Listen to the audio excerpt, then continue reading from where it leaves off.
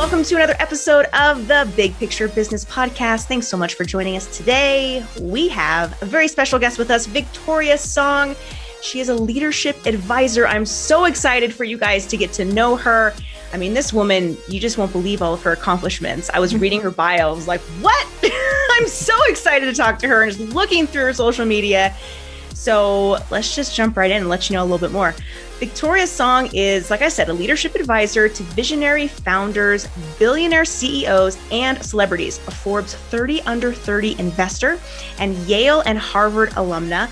Victoria has helped her clients achieve multi-billion-dollar exits, write patents in 24 hours. Okay, we got to know more about that for sure. And so much more. She is the author of the new book, Bending Reality, to help readers tap into their hidden potential so they make the impossible probable by accessing extraordinary, seemingly supernatural abilities they didn't even know they had. And I just have to say that I've seen the cover of your book. The design is brilliant. Did you come up with that? Oh, thank you. No, I didn't, but I got to work with some really great, Forefront, for instance, is the publisher and they have a good cover artist. But yeah, I saw so many versions and this was the only cover that actually captured what the book is about, which is nice when it does that. Yeah. So I'm excited. Excellent. Well, thank you so much again for being here. I mean, obviously your bio, wildly impressive. And Forbes 30 under 30, I mean, venture capitalist, helping billions transform empty success syndrome into meaningful legacies and true happiness. How did you get started? I have to know. How did this passion happen?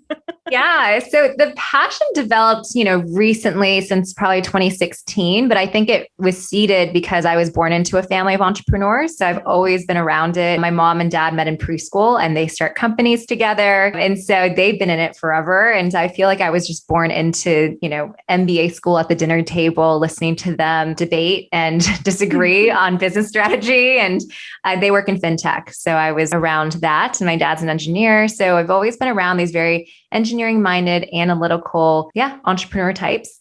And then I entered venture capital, as you saw, very young. I was 23 years old when I joined venture capital. And I was really able to use one of my superpowers, which is being a good read of people. And that comes in very handy now in my work as a leadership advisor. But at the time I was using it to pick founders that we could bet, on their idea, on them. And that served me well. In the first year of my working in venture capital, I invested about $1 million into a company called Crashlytics, and that was acquired by Twitter, and it ended up returning over $40 million to our fund. And so I've been able to make some people a lot of money, and that's what landed me on the Forbes 30 under 30 list. So I did that for a few years before realizing that while making money and investing money was fun, it still lacked some of the more mission legacy-oriented quality that you just mentioned in the bio. And so I tapped in and connected to my own mission and sense of purpose in this lifetime. And that's what led me to transition over to supporting entrepreneurs more deeply on not just having epic success, but also on finding deep fulfillment in their careers as well. And in turn, I'm sure you find a lot of fulfillment in helping them. Right? Oh yeah. I'm like so lit up after every call. It feels like, the greatest high as a VC, like chasing an exciting deal or having a huge exit. I feel like I get that high like every hour of my current job. How fun. I'm wildly impressed by you. I just have to say, truly. Yeah. I did a little bit of, I shouldn't say stalking because that has like a negative connotation, but I very much went through your Instagram because I saw your beautiful like feed. I was like, wow, there's so many cool quotes here, so much going on. And there's one that I saw. It says, those with the greatest wounds have access to the greatest gifts. And not to pry, I know we just met, but I'm curious if there's a story behind there. Something that, might have connected you to talking about that. Because when I read your post, I was like, I want more. So can I have more? Yeah, absolutely. So I'm glad that resonated with you because it's such an interesting phenomenon that I found both personally, but also in my work with the founders that I work with, is that we've all been through something, all of our personal stories. Maybe it's wounds, maybe it's trauma, maybe it's just, fear, parents, marriage ending, like whatever it was, there's some version of hardship. And what I found is that if we can move into the gift of what that event did, whether it built our character, it shaped who we are, what we care about, our empathy. It really does become a superpower when we can really heal and alchemize it into our gift. What I've noticed is that some entrepreneurs are still really living in the wound of that. And, I know you asked me kind of personally, but yeah, I think for me, I grew up really experiencing what I'm trying to help founders not do, which is this empty success syndrome in my family, right? Like they came here as immigrants from Taiwan and they really struggled to make it here. I think being an entrepreneur wasn't cool and sexy. It was because they couldn't figure it out. There was really no other way. They barely spoke English. It was hard to fundraise. They weren't able to raise capital. So it was just a lot of struggle. And, they grew up poor themselves. So there was a lot of needing to really prove something to the world, prove that they matter, prove that they have something worth offering, and having their voice be heard and valued enough, which really didn't happen when you barely speak English as an immigrant here. So I'd say that I felt firsthand the experience of being in a family that was really distracted by work and really distracted by achieving and really distracted by really caring a lot about the external world and success and what achievement sounds like and looks like to everybody else, which is why I was so good at it. Like I went to Yale, I went to Harvard Business School, I did all the things that in my family system was considered like, yeah, well done. You get applause for that. And the more I achieved, the emptier I felt. And I realized that we're kind of looking in the wrong places for the happiness and the fulfillment and the joy that my family had really didn't know how to find for themselves, right? Like they were more comfortable being successful and throwing themselves into work than they were connecting in the family relationship and systems. And I think that's actually very common of high achieving adults in general, who it's kind of easier to put their time and energy into where they derive their sense of self-worth from, which for a lot of people is making money. And I think unfortunately, it's a bit of a rat race, and it can feel like you're just on a never-ending treadmill and there's no pot of gold at the end of that rainbow. And so then at some point, it sort of feels like the blind are leading the blind. And that's what I came from. I grew up in that. And then I saw firsthand that these were my classmates, these were my friends, these were my clients, even successful founders who become billionaires, how empty they felt and how in their interpersonal relationships, intimacy was really hard, and I just saw the things that I kind of grew up recognizing in everyone around me. And that's when I, really did the internal work to kind of detox from caring a lot about external validation and get myself out of the rat race and start connecting to my own essence and my inner voice of what I think is truly who I am, not who I've been programmed to be. And in that process, I really discovered that I have a real calling and a real gift for connecting others more and more to their truth and to their essence and to what they're really here to do on this planet. And that's why I really work with mission-driven founders, entrepreneurs who are doing something I want to see more of in the world. Anyway, that's kind of a long answer to your question of, yes, I saw it with my life, with my family, and I'm in some ways keeping the clients I work with from the same path that I think can leave a lot of us, either in broken marriages or, just not living the life that we really dreamt of, living. It's really beautifully said. You hit so many key points. Like, for example, when you said like, when is enough, right? It's like, at what point are you at that level where, like you said, A types, overachievers, right? It's like at what point? And I know for myself, I have a young daughter. And for me, I have to look at her and say, I don't have to take that meeting. Like, and for me, enough is playing blocks on the floor with her today. But it's hard going through that transition, right? When you are faced with like, when is enough, do you have any strategies or something that you do that our listeners might have a fun takeaway from? Like, actually, again, based on your Instagram, thank God for Instagram, I saw that you do something on the weekends called positive focus. Could you walk us through that a little bit and how you do that and what that's all about? Yeah. So one of my very dear friends, Jennifer Hootie, learned this from Dan Sullivan, who I think came up with this concept, positive focus. And the idea is that either on Sunday or any day of the week where you can be reflective, you just look back and think about, okay, what are the top 10 highlights from this past week? Because what happens for us overachievers is that we tend to be critical. we tend to judge ourselves and we tend to notice on what's missing. Okay, I have this, but this is still lacking, or I want that, not this. And it's like, we're always looking for what's missing and creating that sense of lack of like, I'm not grateful for what I have. Even though if I truly am honest with myself, I realize I have things that I used to want. So I should feel grateful, but instead my eye goes to the next problem to solve or the next thing I want.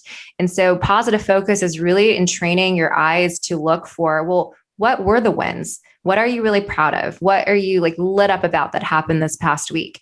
And then to really double down on what's working. Because again, like I noticed so many overachievers want to, focus on their weaknesses or like bolster these places that they feel like they're inadequate.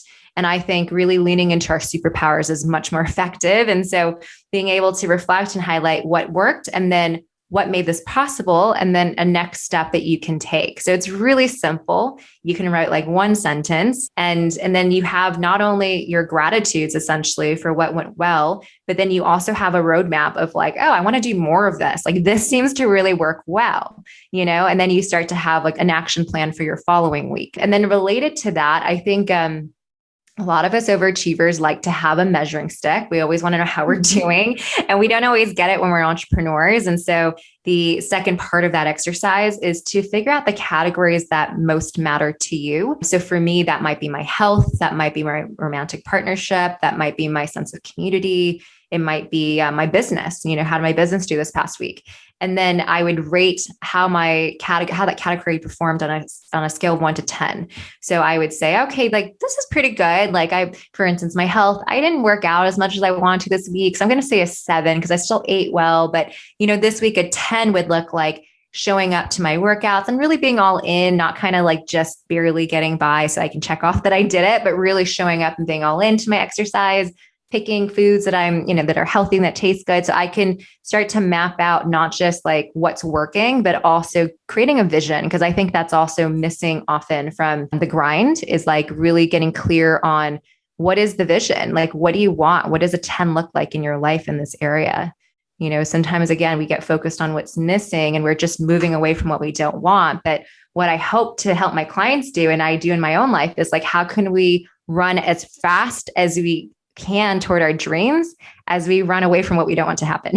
How can we really be putting that fuel towards our vision and what we want to create versus trying to avoid what we're afraid will happen? You went to Yale and Harvard, and most people don't go to both Yale and Harvard. Yeah. What? Yeah. You couldn't decide? Like one was not good enough? Like, talk about overachieving.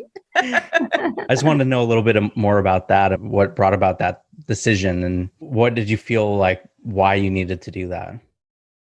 Yeah, I would say that before I started receiving coaching myself, I was pretty unconscious. I was really a byproduct of like what my family valued and what I was told mattered and what got me applause. And I think coming from a Chinese culture and then coming from a high achieving family, I think like it was just planted in my head at an early age. Like I got straight A's since I was in 6th grade, like it was like it happened organically. But then once it happened, it felt like, well, then that's my new normal. And if you don't get straight A's, then you're clearly not performing. You're not trying your hardest.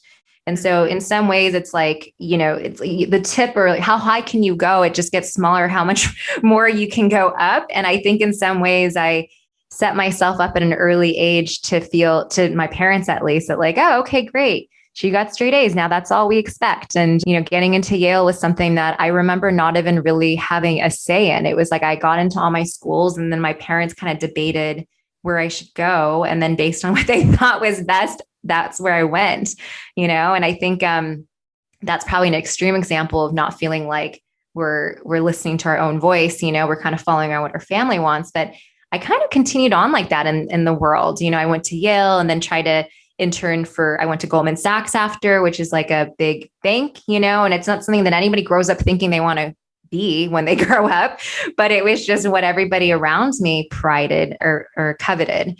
And, this is actually a story from Tom Sawyer that I talk about in the book, The Adventures of Tom Sawyer, where if you remember, he had to paint this white picket fence for his aunt. Do you remember the story? Yes. He got in trouble and so he had to paint this white picket fence and he was upset because he wanted to be in the swimming hole, but then he had to paint this fence. He's like, punishment. And then his friends start making fun of him and they're like, oh, haha, we're all playing and you have to paint this fence. And then he cleverly comes up with the idea to say, well, you're not allowed to paint this fence. Like, this is a coveted opportunity, like that I get to have. Holly won't let you do it. No one else is allowed to do it. Only I'm allowed to do this. And then before you know it, all his friends are like, wait, I want to paint the fence. Like, let me paint the fence. And then they start giving Tom like all their marbles and cat with one eye and like all their treasures in order to get to paint this fence. And I feel like that was who I was. Like, I was, without realizing it, I was just coveting whatever was hard to get, whatever was exclusive, whatever everybody else was chasing. Even if there was no real fulfillment or no joy, at those jobs, it didn't even cross my mind. I was just like, oh, I need to do what's hard to get. So yeah, I would say it was really unconscious for me, of me, to pursue those things. And then I really didn't wake up until like the summer between my business school years. So it was at Harvard Business School that I hired my first coach. And I really think like my life changed from that moment. That was 2013. And all of a sudden I went from this autopilot, unconscious, kind of half asleep person who was like doing well by all external measures, but was pretty like disempowered in terms of like, I wasn't living my life. I was living the life that I thought I was supposed to live. And then when I hired a coach, I started to figure out, well, what do I want? And who's the person I dream of becoming? And what are my dreams? And what lights me up? And what brings me joy? And all these questions that like never seemed relevant, to ask before I started really going deep into. So that's why I went to those schools. And then now I'm recovering overachiever. And I'm, guiding my clients to do the same. I really want people to know that there really is no pot of gold at the end of that rainbow. And it's easy to spend our whole lives and many lifetimes chasing something that ultimately just doesn't matter. Unless you're guiding people to their purpose, right? Like you're doing. Yeah. Yes. And even with, it's funny because even with something that feels like it matters, I have to remember to hold it lightly. Like there are some people in this profession that feel like, oh my God, I need to save the planet. And there's like this weird sense of urgency and fear of like, and I think it comes back to the sense of like, well, I won't matter if I don't have this big purpose and impact, And so I think that anything held so tightly is actually not coming from truth. It's coming from, again, like maybe some ego, some fear of not mattering, some connection to feeling important because you think you're saving the planet, So even though I love what I do and I think it's important work, I do keep the perspective that like at the end of the day, it's choose your own adventure. And as much as I would love everybody to do what they love, it's not my choice. And there's kind of no right and wrong, it's up to you and, whatever you want to do. And I don't need to make it right or wrong. Yeah. You're personally practicing what you're teaching. And that's everything. Yeah. The best way to hold yourself accountable is to teach this. And then you feel like you're a hypocrite if you don't live what you say. Yeah. Yeah, absolutely. Yeah. So what was, when you decided to get a coach, what was the thing that actually stood out to you that said like, I need to actually get a coach? Because there had to be like some thing that happened. Right? You didn't just wake up one day and said, oh, I need a coach. Like that doesn't usually happen. It's like, there's some moment where you're like, oh, like something's not right. Right. Yeah. Yeah. I'll answer this from my point of view than what I see from when clients reach out. So I would say that there's always like the reason you think you're reaching out. And then there's like the real reason that you kind of uncover like, oh, that's what this is about. That's not what I thought I was getting, So a lot of my clients come to me for like a tactical problem. And that's what I was looking for. I remember middle of my 2 years in business school, I thought I could be a better speaker. Like I need to work on my presentation skills. I'm not as confident as I want to be. I want to have more presence, whatever, that was my story. So I started asking like my consulting friends who give presentations all day, every day, like, oh, do you have a speaking coach? Do you have a presentation coach? Like I want to improve my speaking skills. And then I ended up asking a fellow venture capitalist who works at Forerunner Ventures. Her name is Yuri Kim. And she was like, oh, I have a life coach. I don't have a speaking coach, but I have a life coach. And that was the first time that word was on my radar. I was like, what's a life coach?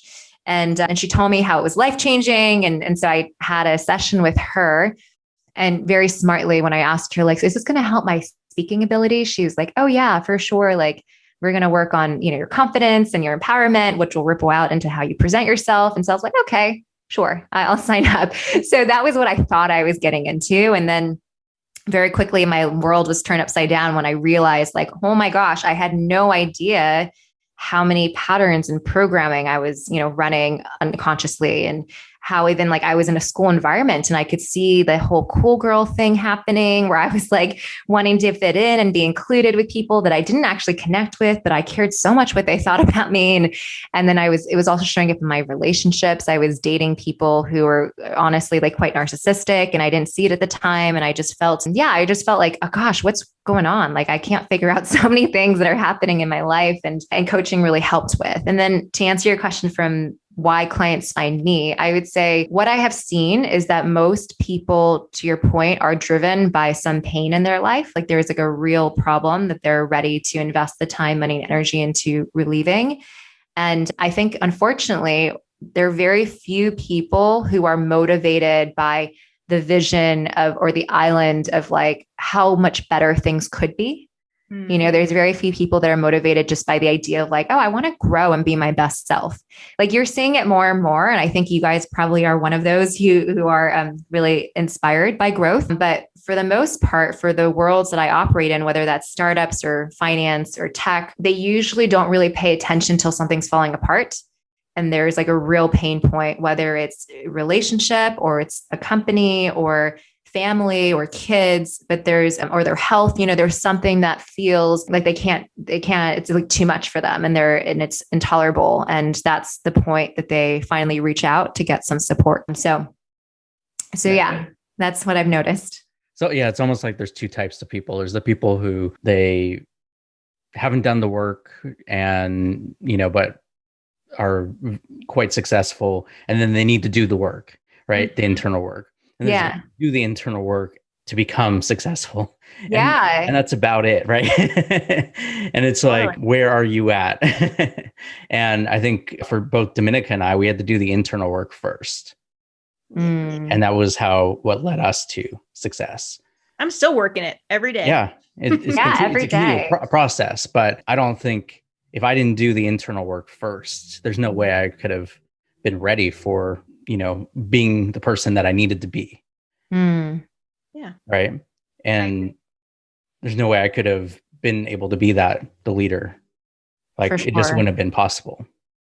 Yeah, I agree with you. It really is about who you're becoming at the end of the day. Like I think prior to the work, we look at Yale, we look at Harvard, and we're like, wow, you succeeded. But now I feel like success and failure is like kind of irrelevant. It's more like, who am I becoming on the other side of doing the thing that I'm excited about doing? And that's the part that's worth celebrating. It's like, who are you becoming? You're becoming the person you always dreamt of being, and that further alignment to being able to be fully expressed and to be free to be yourself. Like that's truly what, the goals should be that we're seeking, but sometimes we look in the wrong places for it. Yeah, I agree. And what you said absolutely rings true for my business as well. When people come to us, it's for like a tactical reason. It's like, I need some immediate help right here, right now. And then it always turns into like, well, let's pause here and let's actually start to dig a little deeper. What's really underneath all of this? Yeah, absolutely. Don't just stick a Band-Aid on it, like let's get to the root of it. Yeah. So much of it is also like when it comes to making money, like sometimes we think that's just tactics or strategy, but it's like, no, it's a mindset, like how are you coming from this place of abundance and being all in and investing in your business and seeing it ultimately as like, well, why does this matter to me? Right. It's not just about hitting a sales number, but really like, what's the impact of hitting that sales number? And yeah, being really excited to be investing in your business. And not seeing it as just cost and expenses, but being like, no, this is your life that you're investing in. So anyway, I'm sure that that's a huge part of why your clients continue to do work with you, is they see it that way. Same for you. Yeah. We're blessed. That's for sure. It's just nice to speak with someone like yourself, like-minded entrepreneur, right? It's always sweet, and we can connect in this way. Now, part of your bio that I read, there was a mention about supernatural abilities that you help people kind of navigate through this and help them cultivate it. Can you share with us what might be the 4 levels of motivation for creating your own map to access personal expansion and success? A great question. Yeah, I was going to say, like, that's the end of the book. How am I supposed to get there? Well, then I don't want to give away anything. No, it's great. Because so I'll break down this question a little bit. So one of the first things is supernatural. I call it seemingly supernatural because I believe we don't really know our full capacity of like just how powerful our consciousness is. I think there's science now that's trying to understand what is consciousness. Does it exist outside your body? Does it exist in your brain? Is it beyond your brain? Is it the source of your brain? So there's a lot of research going into this. It's really fascinating. And I believe the capacity of our consciousness is so much more powerful than we realize. It's able to do things that appear supernatural to our current understanding. And so this is where I think some things that might sound a little woo in the spiritual community, like manifestations or psychic downloads or creative downloads. And there's countless actually documentation of geniuses and fiction story writers who reported as like, I got a download. It's like I woke up from a dream and I had the solution, or the story came through. And it was almost like Elizabeth Gilbert talks about how she, there was an example of how the person had to write the story almost backwards or the poem backwards, because that's like the order that they were trying to remember it and catch it. So things like creative downloads, like that patent written in 24 hours, or the book came as a download. I wrote it in a week, being able to manifest. So one fun example is that the company Honey, in my book, one of the case studies, they recently got acquired by PayPal for $4 billion. And one of the manifesting stories behind that is that when he came to me, he was living with a lot of contraction, which is, a place where our nervous systems are really tight. And there's a lot of constrictive energy patterns in our bodies. And we're kind of in that like vigilant state of almost being ready for the other shoe to drop. Like that's how he found me. And then through our work together, we unraveled his nervous system. We expanded his consciousness. We started to get him to live and stabilize these states of expansion that I feel are where we receive our inspiration and creativity and solution set. And in this state, I asked him to walk every day, every morning to his office with a pep in his step, confident, excited, proud of what his company had built. And I asked him to envision the PayPal engineers being so impressed by what he'd built. And he did this every morning for 3 weeks. And all my clients are engineers, so I'm really mindful of how I communicate why we're doing what we're doing. And I try to make it sound really practical and not magical. So it was very much like, oh, let's get you used to your confidence and, all of that. So he was embodying his confidence as a leader. And then 3 weeks after doing this meditation, he got an offer to be bought by PayPal. And he was completely surprised. And he was like, I was planning on taking my company public. Like, oh my gosh, I don't know if I should accept this. And then through our work together, we decided whether he should sell and at what price. And then he ended up rejecting their first offer, and they came back with an offer to acquire for $4 billion.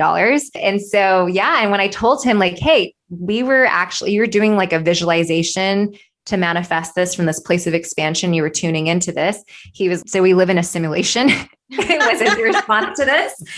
But like, these are the kind of crazy results that, really sound crazy when we just talk about in the spiritual context. But I've been able to bring these, codes or whatever you want to call it, ancient wisdom or real magic, whatever you want to call it. I've been able to bring it to these very tangible, concrete business kind of cases that we rarely see, the spiritual world combining with like wealth and success and those sorts of metrics. So that's an example. And so visualizing things, manifesting things. A fun example for me personally is that when people ask me why I coach entrepreneurs, I say that I like to find the Elon Musks of the world, or like the people who are creating these huge visions and, like almost sci-fi level visions. And I went to, anyway, this might be a long story, but just wrapping it up, my friends invited me to Cuba to see if I want to host my leadership retreats there, because they run like a Cuba travel company. And I didn't know who was there. There were about 100 people there. I came as their guest. And then like third night of the Cuba event, this lovely woman named Natasha was asking me about like self-development books I'd recommend. And, we were just having nice organic conversation. And then after about an hour, she said, my husband should really work with you. And I was like, okay, yeah, like happy to talk to him. And then when we got back home and the emails went out from that event, I get an email from her husband, and his name is Peter Rive. And I didn't Google him beforehand. But then after our initial call and after working together, I realized that he's Elon Musk's cousin. and he founded Solar City, which is acquired by Tesla for 2.6 billion. So anyway, it's like these kinds of stories where it's so out of this world. It's like the kind of thing that you couldn't even write on a wish list because you're just like, that wasn't on my radar. I didn't know that he was at the event. I didn't know people like that were at the event. So anyway, I think that again, like these things seem supernatural, from this side of things. But when we do the work that I try to lay out very clearly and simply in the book, Bending Reality, I do believe we can make the impossible probable. Yeah. And Dominica knows this, exactly what you're talking about. It's the way that I write music. It's the right way that I write books, right? Dominica? 100%. Yes. Like I write all of my books. I've never spent more than 5 days writing a book. Yep. I write songs within 24 hours, the complete whole song, everything. Yeah. I've always said that I don't write it. It just comes through me. Totally. I felt like the book wrote me. Exactly. Yeah. So tell us more about your book. So what was like the initial inspiration for it? Were people just constantly saying, you got to write a book, or how did that transpire?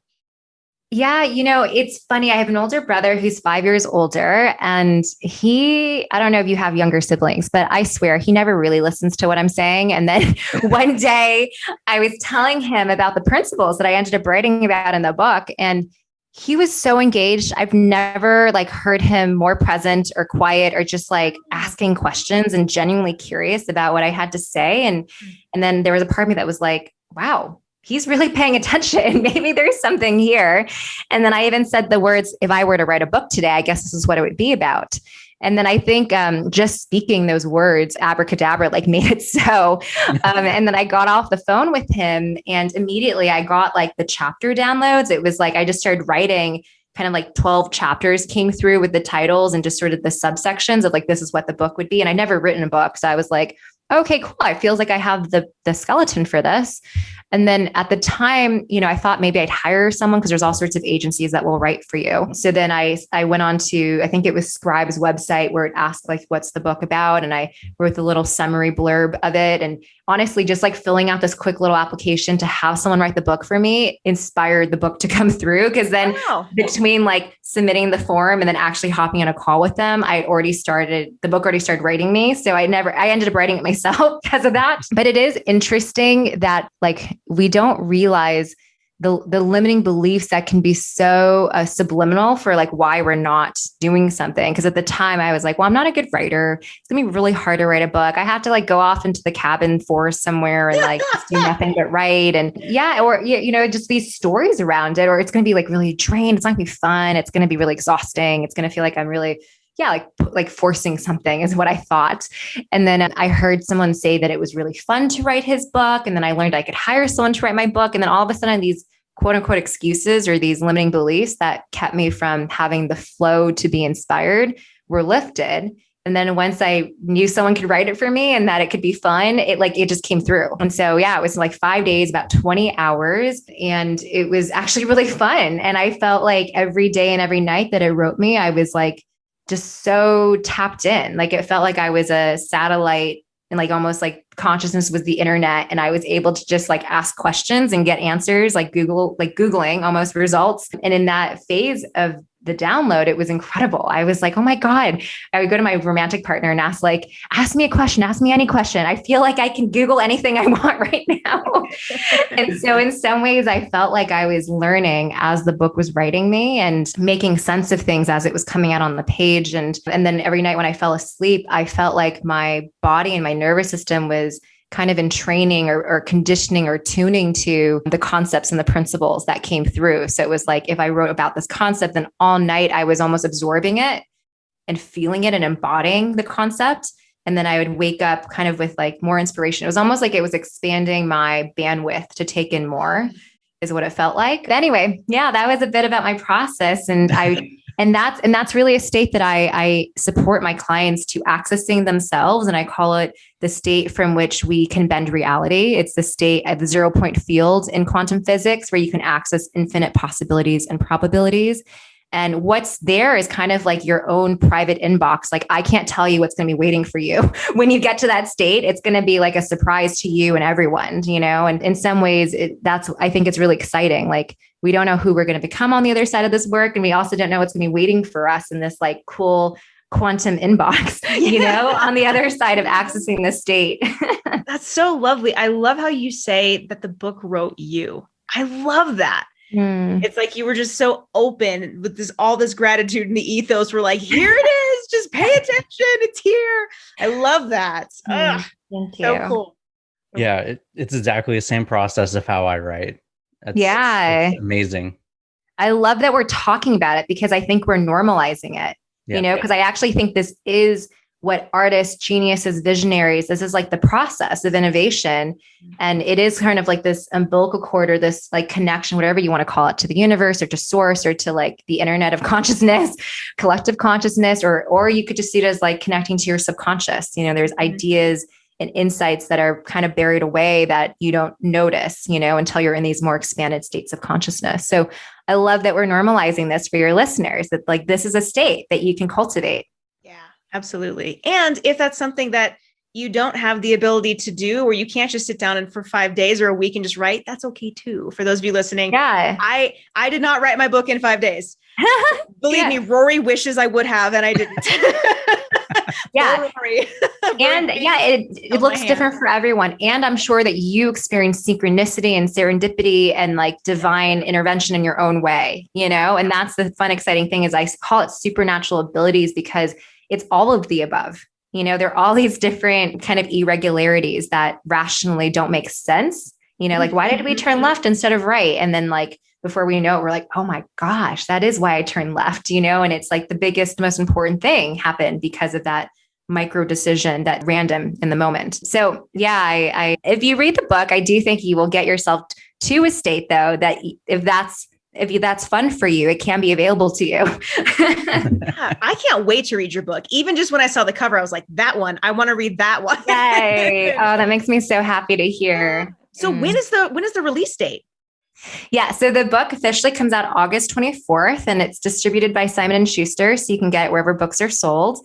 And in the meantime, as a thank you to anyone pre-ordering the book, I'm offering all sorts of bonus techniques that I actually use with my clients. So for instance, within 15 minutes, you'll have your sense of purpose. So like, why are you here? The ultimate question of like what we're asking ourselves. They're all audio guides. So I walk you through how to just uncover your personal mission statement, your values. So how to know what your inner compass is. So you can take aligned action based on your essence and who you are. Again, like when we do things that are an extension of who we are and are in this expansive state, we are more likely able to operate from this place to bend reality. So all these tools are basically ways to connect you to the state. And then I also take people through a guided breath work. If you're familiar with like 3-part breath work or Wim Hof, for instance, it's a way to get to these altered states of consciousness where you can also get insights and downloads and process whatever is meant for you.